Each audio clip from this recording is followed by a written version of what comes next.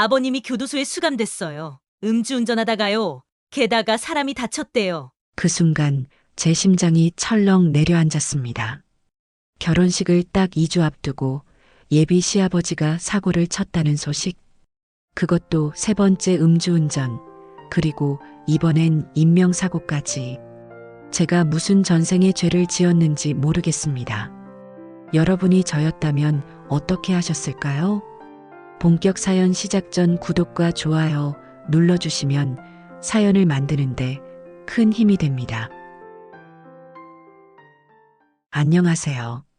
저는 올해 34살 경기도 고양시에 사는 이서윤입니다. 현재는 두 아이를 키우며 살고 있지만 제 인생의 시작점이 이토록 비참할 줄은 몰랐습니다. 남편 김태호와는 대학교 CC로 만나 5년 연애 끝에 결혼을 약속했고 결혼을 앞둔 시점에서 시댁 어르신들과 큰 마찰은 없었습니다. 굳이 말하자면 조금 냉소적이고 말이 짧고 술을 좀 즐긴다는 느낌 정도였죠. 그게 나중에 이렇게 제 인생을 갉아먹을 줄은 꿈에도 몰랐습니다. 태호는 당황한 기색을 감추지 못했습니다. 서윤아, 미안해. 아버지가 또 그러셨대. 또 그 말이 저를 멍하게 만들었습니다. 또 음주운전이 처음이 아니야? 이번이 세 번째야. 전에도 벌금형 받고 한 번은 면허 취소됐었는데 그렇게 시작된 시작도 전에 무너진 결혼. 하지만 저는 태호를 사랑했고 그 상황에서도 함께하자는 마음으로 준비를 이어갔습니다. 물론 시댁에서는 단 한 푼의 도움도 없었습니다. 결혼 비용은 전부 저희 친정과 저희 두 사람이 마련해야 했고 그나마 시부모님이 주셨다는 돈은 딱 1,000만 원. 그 1,000만 원조차도 시어머니 입에서 이런 말이 나왔습니다. 1,000만 원이면 너네 평생 쓰고도 남지 않니? 요즘 애들 결혼 얼마나 간소하게 하니? 그때 이미 경고등이 켜졌어야 했습니다. 하지만 저는 너무 순진했어요. 결혼식이 끝난 후 신혼여행을 다녀온 바로 다음 날, 남편의 폰에 하루에 수십 통씩 전화가 오기 시작했습니다. 처음에는 그저 아버지가 교도소에서 외롭고 지루해서 그럴 거라 생각했습니다. 그런데 그게 아니었습니다. 야, 태호야. 이번 달에는 좀 보내야겠다. 너네는 직장 다니지 않냐? 아버지, 이번 달은 좀 빠듯해서. 빠듯하긴 개뿔. 네 마누라 옷 입고 다니는 거 봤어. 그런 옷 입을 돈은 있어도 나한테는 없어. 그리고 얼마 뒤 제게 직접 전화가 왔습니다. 그날을 잊을 수가 없습니다. 너 이서윤이지? 너는 며느리라는 게 어른한테 전화 한 통 없냐? 아, 아버님 죄송해요. 제가 지금 근무 중이라. 그럼 돈 보내. 너네 이번에 아파트 샀다며? 그게 누구 덕이냐? 용돈 좀 보내봐. 다들 그렇게 살아. 그 후 남편은 매달 아버지에게 100만 원에서 300만 원을 보냈습니다. 어떨 땐 대출을 받아, 어떨 땐 제 명의로 만든 카드로. 저 몰래요. 남편이 밤마다 핸드폰을 숨기는 게 수상했습니다. 어느 날 그가 샤워 중일 때 얼른 핸드폰을 열었습니다. 그 안엔 대출 승인 내역, 소액 대출 상담, 빠른 송금이라는 단어들이 도배되어 있었고 거기에 시아버지와 주고받은 문자, 녹음된 음성 파일까지 있었습니다. 야, 돈 안 보내? 손 떨리게 하지 말고 빨리 입금해라. 오늘도 쌩까네? 이 모질이가 어디서 고개를 쳐들고 있어? 이건 정상이 아니었습니다. 그날 전화를 걸었습니다. 사람으로서 최소한의 예의를 갖춰 말했습니다. 아버님, 이게 무슨 일이신지요? 저희도 지금 대출 갚느라 많이 힘든데. 그 순간 들려온 시아버지의 외마디. 이것이 어디서 참견이야? 내 아들이 나한테 준 돈이나 네가 뭔데? 그리고 바로 끊겼습니다.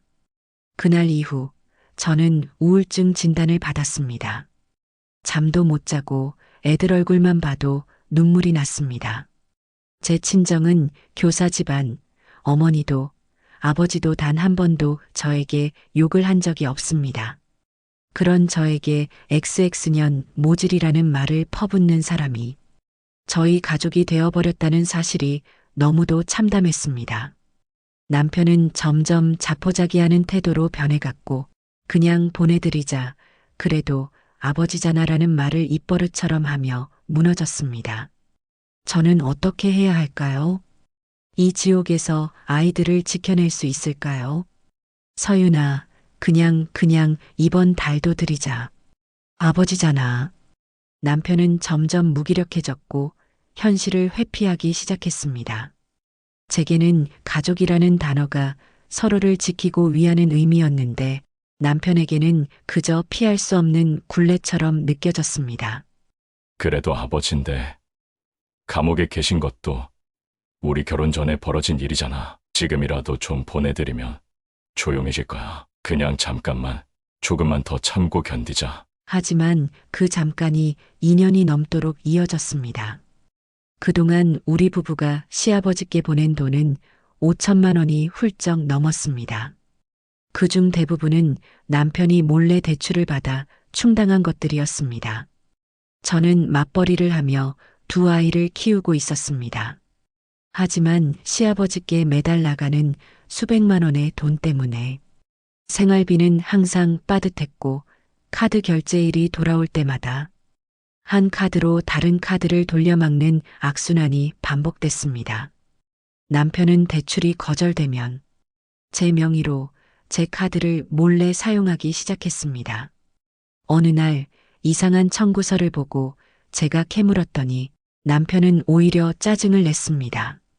그깟 몇백 갖고 왜 그래? 당신 월급도 있잖아. 당신이 가족이라면 나 좀 믿어줘야 하는 거 아니야? 그 말이 참 잔인하게 들렸습니다. 믿음을 가장한 착취. 참다 못한 저는 결국 친정에 털어놓았습니다. 아버지는 평생 중학교에서 국어를 가르친 분입니다. 항상 조용하고 절대 큰 소리 내지 않으시는 분인데 그날은 달랐습니다. 서윤아, 지금 내가 무너지는 걸 보니까 아빠는 더는 못 참겠다. 태호한테 이야기하자. 그리고 시아버지라는 사람 절대 그냥 두면 안 돼. 그렇게 해서 친정아버지가 남편과 마주하게 된 날, 저는 아버지의 눈물을 처음 봤습니다. 태호야, 자네가 우리 딸을 이렇게 만든 거냐? 그 사람 자네 아버지 맞나? 왜 자네 손으로 내 가정을 파괴하는 거냐? 하지만 남편은 또다시 고개를 떨군 채 말없이 울기만 했습니다. 몇 달 전 둘째 아이를 어린이집에서 데려오려던 날이었습니다. 원장님이 저를 조심스럽게 불렀습니다. 이서윤 어머님, 죄송한데 혹시 어머님 시아버님 되시는 분이세요? 낯선 어르신이 아기한테 말을 걸고 계시더라고요. 조금 무서웠어요. 그 말을 듣는 순간 머리끝이 서늘해졌습니다. 달려가 보니 시아버지가 담배를 피우며 아이를 바라보고 있었습니다. 아, 왔어? 나 손주 보고 싶어서 왔지 뭐. 네가 돈 안 주니까 이 방법밖에 없더라. 왜? 경찰 불렀어? 저는 말문이 막혀 아무 말도 하지 못했습니다. 그날 밤 저는 아이가 잠든 후 눈물로 베개를 적셨습니다. 이제는 우리 아이들까지 시아버지의 그늘에서 벗어날 수 없게 됐다는 현실에 숨이 턱 막혔습니다. 그 사건이 있은 후로 저는 점점 불면증과 우울증이 심해졌습니다. 정신과 상담을 받기 시작했고 약물 치료를 병행하고 있었는데 어느 날 시어머니가 전화로 이런 말을 했습니다. 서윤아, 너 요즘 약 먹고 있다며? 그런 애들한테는 애 키울 자격도 없어. 어차피 너 같은 애들은 정신병원 들어가야 돼. 태호가 우리랑 살면 훨씬 행복할 거다. 말끝마다 정신병, 애 키울 자격 없음, 너는 문제 있는 여자라는 비수가 꽂히는 말들이 이어졌습니다. 그날 이후 저는 모든 연락을 끊었습니다. 도저히 이 상황에서 벗어날 수 없다는 생각이 들었을 때 제 머릿속에는 이혼이라는 단어가 처음으로 떠올랐습니다. 하지만 문제는 간단하지 않았습니다.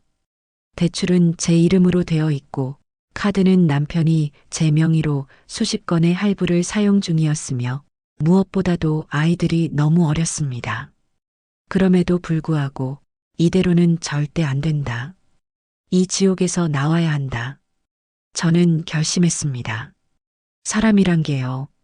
정말 끝까지 밀려야 결심하게 되는 순간이 있더라고요. 저는 그날 밤 조용히 아이들을 재우고 남편 몰래 제 통장, 대출 내역, 카드 명세서, 보험 내역을 하나하나 정리했습니다. 이혼을 준비하기로 결심한 순간이었죠. 다음 날 아침 남편에게 말했습니다.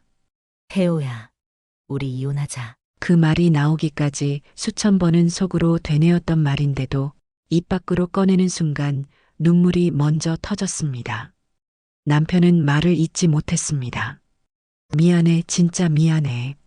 근데 나도 방법이 없었어. 아버지랑 어머니가 계속 그러니까 그냥 무서워서 그냥 보내드린 거야.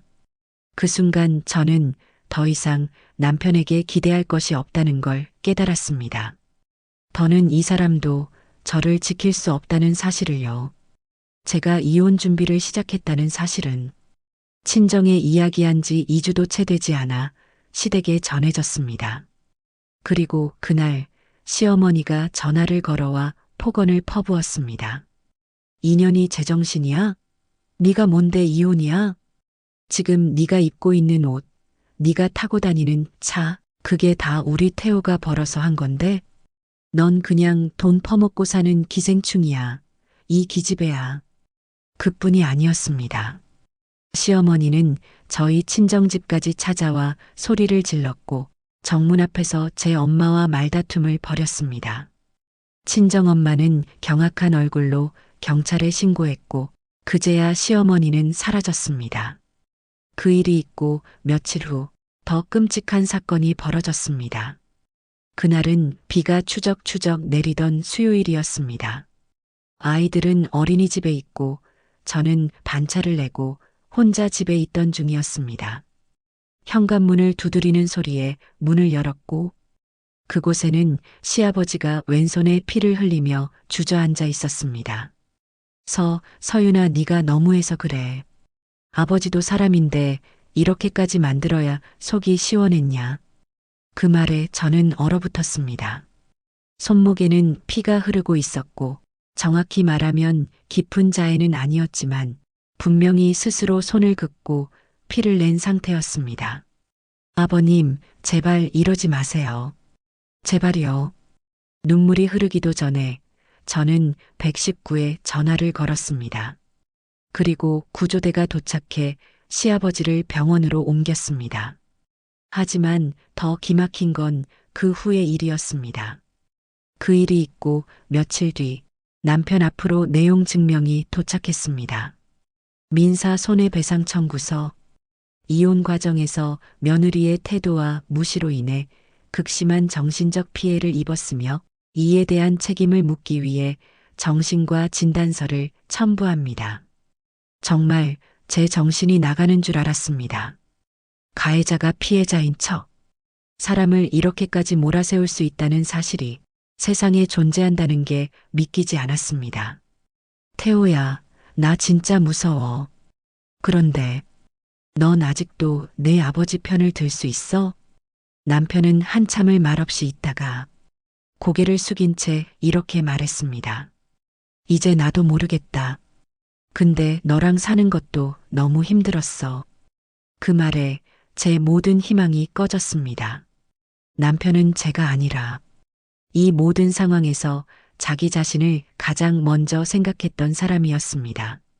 그날 이후 저는 변호사를 선임했고 모든 금융자료와 통화 내역, 욕설 녹취, 문자 캡처본을 정리해 법적으로 대응하기 시작했습니다. 변호사님은 단호히 말했습니다. 이건 단순한 이혼이 아니라 정신적 학대와 경제적 착취에 대한 손해배상 청구가 가능한 사안입니다. 두려워하지 마세요. 지금부터라도 되찾을 수 있습니다. 저는 처음으로 안도의 눈물을 흘렸습니다. 이혼 소송을 본격적으로 시작한 첫 주, 변호사님과 함께 법원에 제출한 자료들을 정리하며 저는 다시 한번 지난 몇 년간을 되돌아보게 되었습니다. 그동안 제가 시부모에게 보낸 돈, 남편의 명의로 빌린 것처럼 꾸며진 수많은 대출 내역들, 그리고 제 명의로 돌려막기된 카드 빚, 차곡차곡 쌓인 숫자들을 보며 저는 한 번 더 확신했습니다. 나는 피해자였다. 그리고 이제는 피해자로서 법의 보호를 받아야 할 때라는 걸요. 그런데 믿기지 않는 일이 벌어졌습니다. 변호사님께 전달받은 상대방, 즉 시댁 측의 답변서에는 이런 문장이 쓰여 있었습니다. 원고 서윤은 정신적으로 불안정하며 결혼 당시부터 남편과 시가에 적응하지 못했고 자발적으로 경제적 지원을 약속한 바 있음. 그리고 그 밑에 덧붙여진 한 장의 사진. 제가 친정에서 김치 담그는 날 찍은 웃는 얼굴 사진이었습니다. 정신적으로 불안정하다면서 웃고 있네? 이게 어디가 피해자라는 거야? 저는 치를 떨었습니다. 그들에겐 사람의 고통조차 증명해야 하는 대상이었고 마음의 병조차 조롱거리에 불과했습니다. 이혼을 준비하며 각종 금융자료를 조회하던 어느 날 저는 이상한 서류 하나를 발견했습니다. 제 명의로 된 소액 대출 신청서. 하지만 저는 그런 서류를 작성한 적이 없었습니다. 이건 제가 쓴 글씨가 아니에요. 그 말에 변호사님은 곧바로 의심했습니다. 이건 명백한 문서 위조입니다.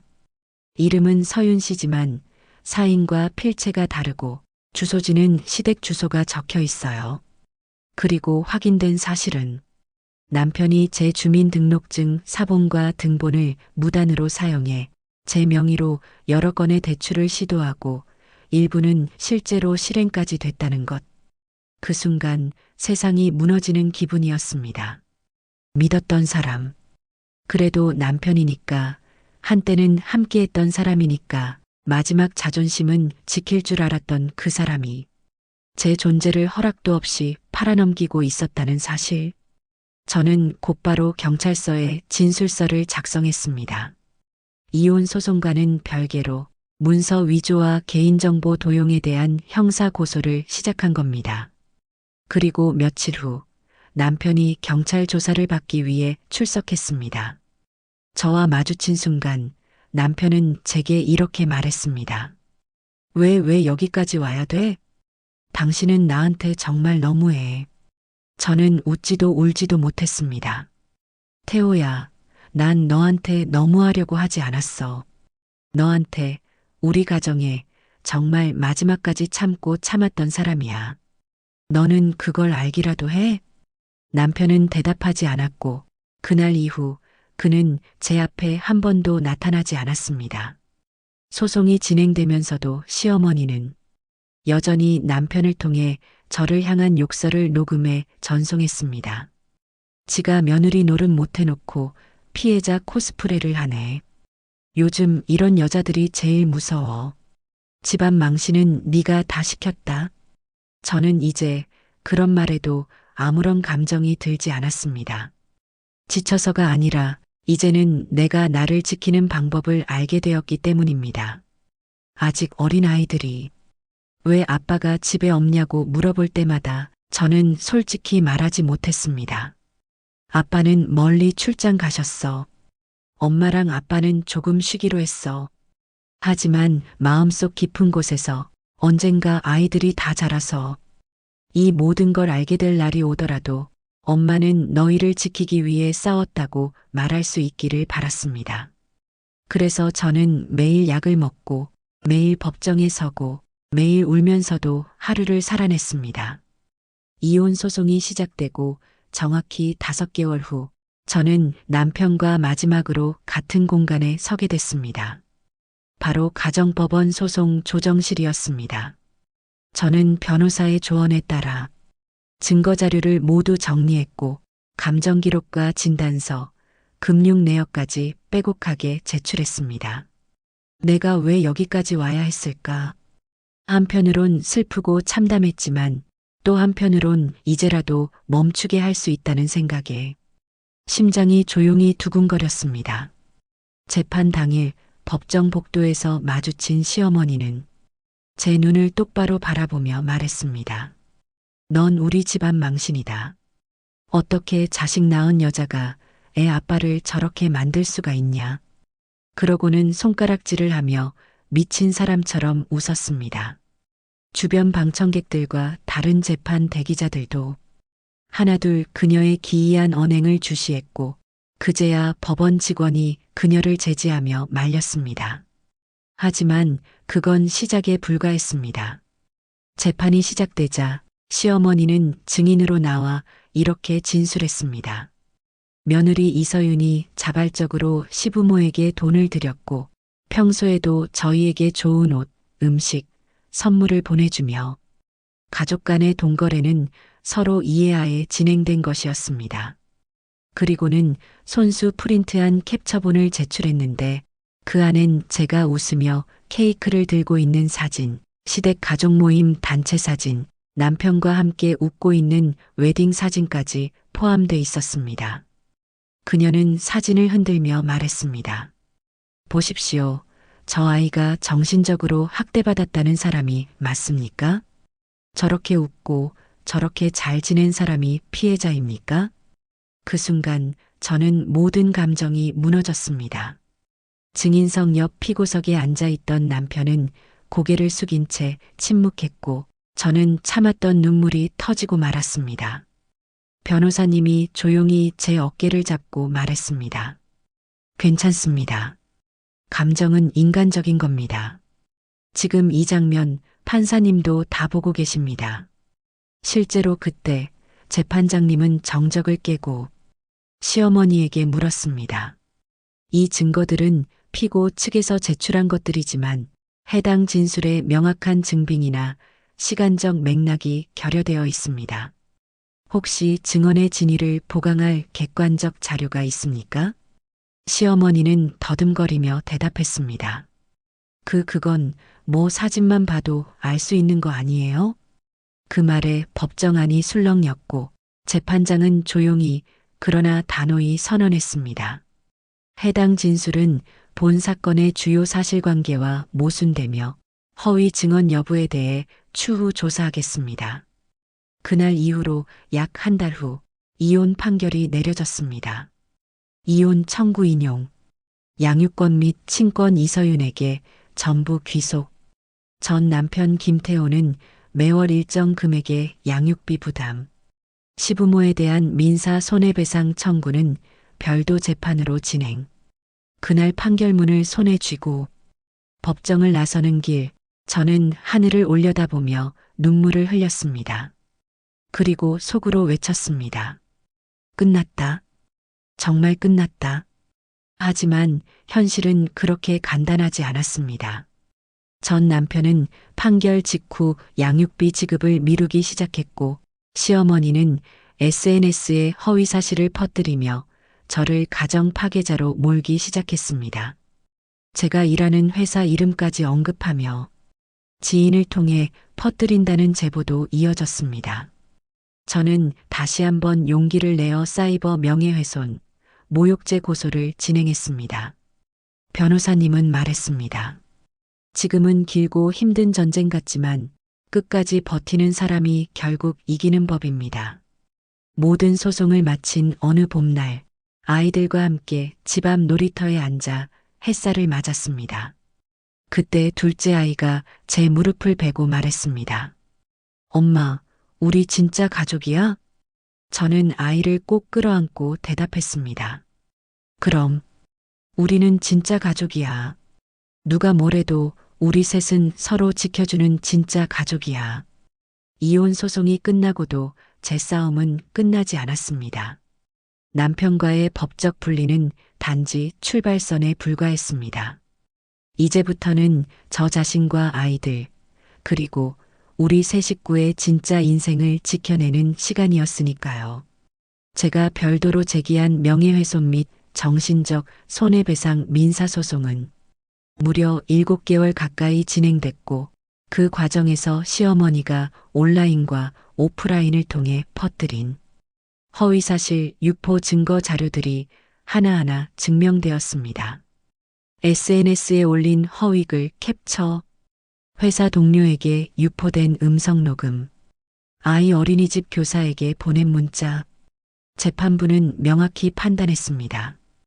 피고는 원고의 명예를 심각하게 훼손했으며 이로 인한 정신적 피해와 사회적 손해는 상당함. 그 결과 시어머니는 손해배상금 3천만 원을 지급하라는 판결을 받았습니다. 그날 법정을 나서던 시어머니의 얼굴은 창백했고 더 이상 저를 향해 욕설을 퍼붓지도 않았습니다. 그리고 믿기지 않는 소식이 들려왔습니다. 시아버지가 또다시 음주운전으로 적발되어 구속되었다는 뉴스.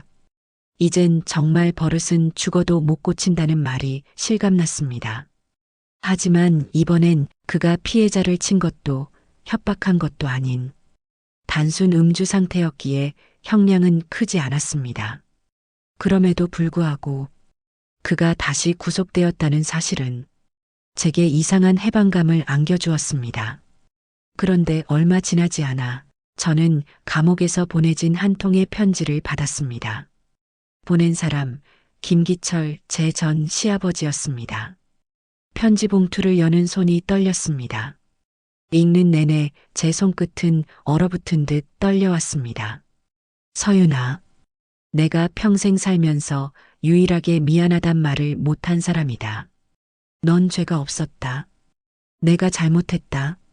네가 힘들게 보낸 그 시간 다 알면서도 입 다물고 있었다. 사실 그때 나도 병원 다니고 있었다. 술 끊을 수 없을 것 같아서. 이젠 늦었지만 니한텐 미안하다. 나중에 손주가 나를 물으면 그냥 어딘가에 아팠던 사람이라고 해줘라. 편지를 덮는 순간 저는 처음으로 시아버지를 가엾다고 느꼈습니다. 미워하고 증오했던 그 사람. 그저 괴물 같던 존재가 마지막엔 무너진 노인이었을 뿐이라는 걸 그제야 알았습니다. 그로부터 몇 달이 흘렀습니다. 저는 이제 아이들과 함께 작은 전셋집에 살고 있습니다. 혼자서 가정을 꾸려가는 일이 녹록지 않지만 이제는 웃을 수 있는 하루가 늘어났습니다.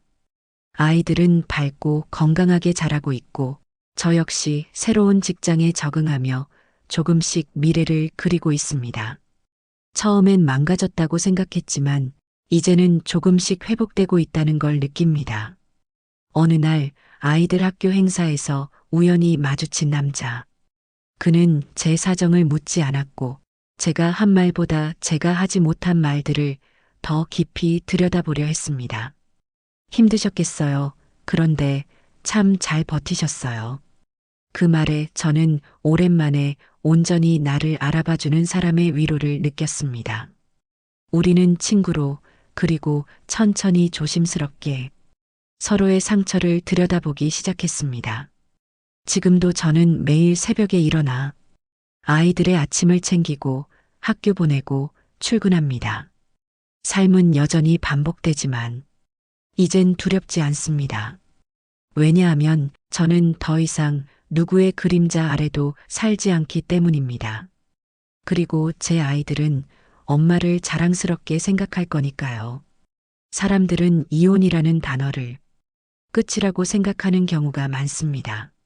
하지만 제게는 시작이었습니다.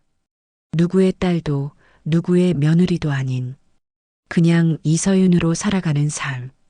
그건 참 낯설고도 자유로운 일이었습니다. 이혼 후 정확히 1년이 지난 어느 날 큰아이의 초등학교 입학식 날이었습니다. 하필 그날 전 남편 김태호가 학교 앞에 나타났습니다. 양복을 입고 말끔한 차림으로 아이에게 뭔가 말을 걸려다 저와 눈이 마주친 순간 그는 걸음을 멈추었습니다. 서윤아 미안해. 저는 담담히 말했습니다. 그 말 이제 의미 없어. 그리고 우리 아이들 삶에 갑자기 끼어들지 마. 너한테 필요한 건 반성이지 연기 아니야. 그는 아무 말 없이 고개를 끄덕였고 그날 이후 다시는 모습을 드러내지 않았습니다. 아이들은 이제 스스로 가방을 챙기고 하루에 있었던 일을 저녁마다 제게 들려줍니다. 엄마, 우리 반에 아빠 없는 애나밖에 없어? 아니야, 그런 거 아니야. 세상에는 여러 형태의 가족이 있는 거야. 부끄러운 일이 아니야.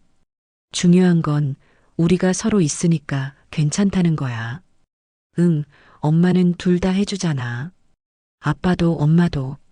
그 말에 눈물이 핑 돌았습니다. 제가 지켜낸 이 아이들이 이제는 저를 지켜주고 있다는 걸 느끼는 순간이었죠. 함께 걷기 시작한 그 사람과 저는 조심스럽게 관계를 키워가고 있습니다. 당신을 내가 지켜주고 싶어요. 그동안 혼자 많이 싸우셨잖아요. 그는 제 상처를 헤집지 않았고 과거를 캐묻지 않았습니다. 그저 제가 웃을 수 있는 하루를 만들어주려 노력했습니다. 그리고 저는 깨달았습니다. 상처는 치유될 수 있고 사랑은 다시 피어날 수 있다는 걸요. 가끔 거울을 보며 생각합니다. 예전에 나는 울고 있었고 지금의 나는 웃고 있다는 사실 하나만으로도 참 많이 변했구나 하고요. 이제는 매일 아침 눈을 뜰 때 오늘도 살 수 있겠다는 생각이 듭니다. 무섭던 세상, 벗어나고 싶던 사람들 모두 지나갔습니다. 혹시 지금 누군가의 폭언과 강요에 갇혀 있는 분이 계시다면 말씀드리고 싶습니다. 당신은 잘못한 게 없습니다. 버텨내는 것만으로도 충분히 잘하고 있는 겁니다. 저도 그랬습니다. 매일 아침 울면서 시작해 매일 밤 눈물로 잠들던 시절이 있었습니다. 하지만 지금은 그 시간을 제 이야기로 만들 수 있을 만큼 단단해졌습니다. 여러분의 인생을 응원하겠습니다. 긴 이야기 들어주셔서 감사합니다.